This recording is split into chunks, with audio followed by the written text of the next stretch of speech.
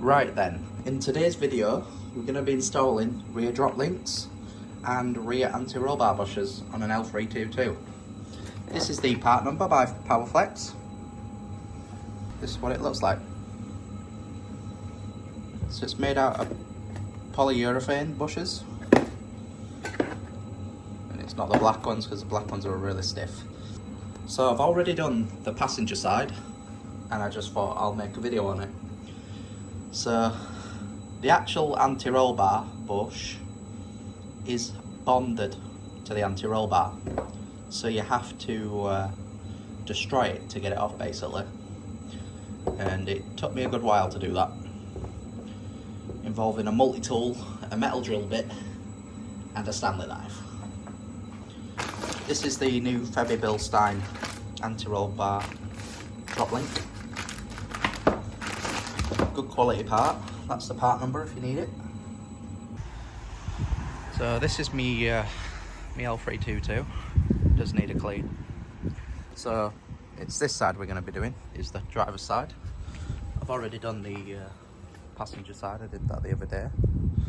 So to get the wheel off, you're going to need either an impact wrench, I've got a Milwaukee, or a breaker bar and a 22mm socket.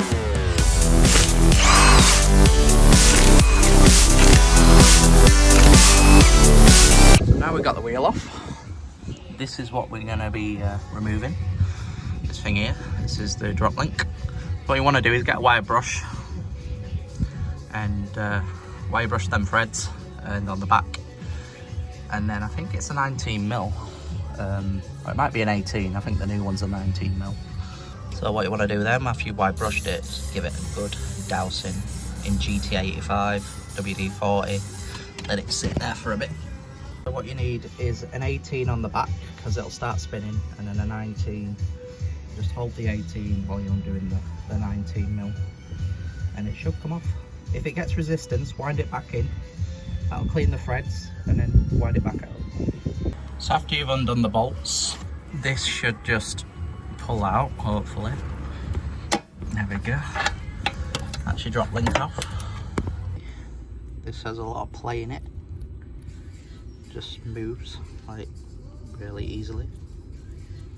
The other side, it get in there. I can move it with my hand.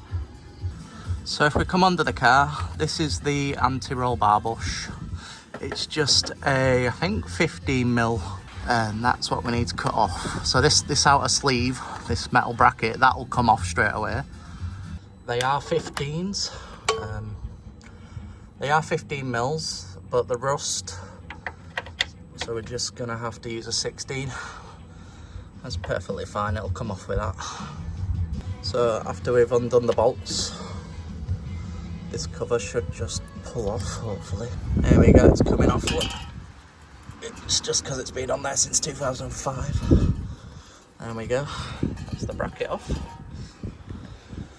So now what we've got to do is rag at this and get it off.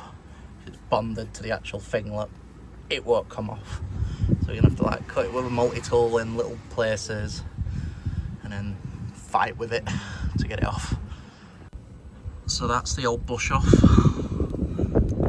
Took a while, but we did it. And then that's the new one, which just slides over. And then you just put the cover back on and the bolts. What I like to do is just get the bolts, just give them a bit of a wire brush and a clean up. Just makes it easier for them to go in. And what you want to do is, this is the bracket. You want to get the Powerflex silicone grease that comes with it, smear it all in there, just like that. And you've got your bolts that you've cleaned up on wire wheel. Give them a bit of copper grease, just makes it easier for the next person if it needs to come off. There we go, that's the poly bush, anti-roll bar bush on. Just tighten them nuts up and we can put the new drop link on now. There's our new drop link on. Both tight. Anti-roll bar bush is under here. There it is. That's the wheel back on. So you just need to lower it and then do it with a torque wrench. Torque them up to the correct spec. So then, that's it. 2 anti-roll bar bushers done, and 2 drop links. Thank you for watching my video, and hopefully you enjoyed it. Please do subscribe, it does help me. I'm trying to boost my channel up a bit. And yeah, click like. Thanks for watching.